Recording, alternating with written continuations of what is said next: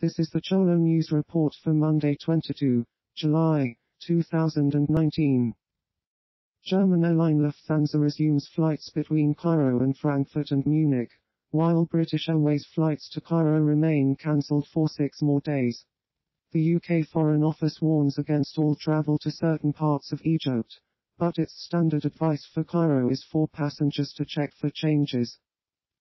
The Foreign and Commonwealth Office advise against all travel to the Governorate of North Sinai, due to continuing criminal activity and terrorist attacks on police and security forces that have resulted in deaths. To the Governorate of South Sinai, except the area within the Sharm el-Sheikh perimeter barrier, which includes the airport and the areas of Sharm el-Maya, Hadaba, Naima Bay, Sharks Bay and Nak.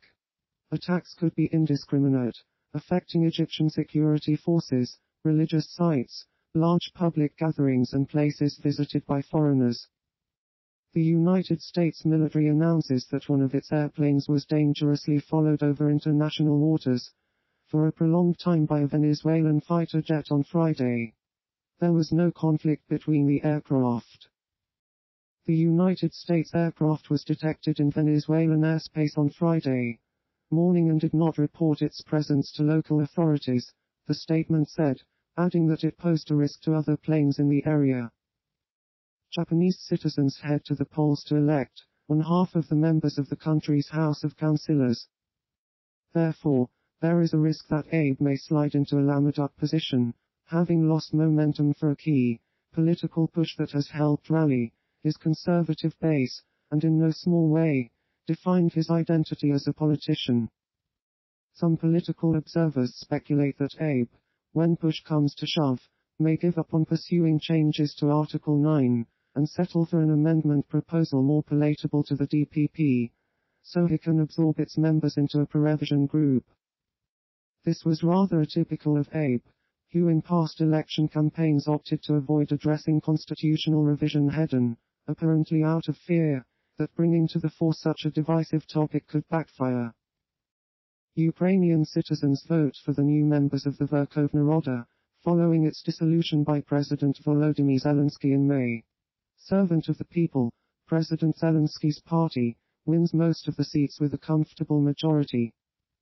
Its formula is the same one he used for electoral success in April. Most of its members are young political newcomers without any connections with previous parties, which are extremely unpopular with many Ukrainians.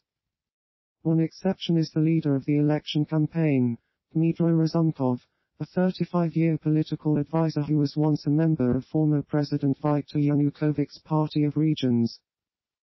The party itself, which has its roots in Ukraine's Russian-speaking east and southeast, supports a new rapprochement with Moscow and promises an end to the long-running war with the separatists in the coal-rich Donbas region.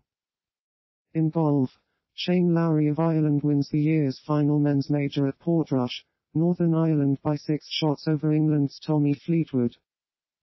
Lowry, the 32-year-old Irishman with stout nerves and a soft touch around the greens, endured the worst weather of the week, and the Sunday pressure of a sellout crowd cheering him along to win the Open by 6 shots at Royal Portrush.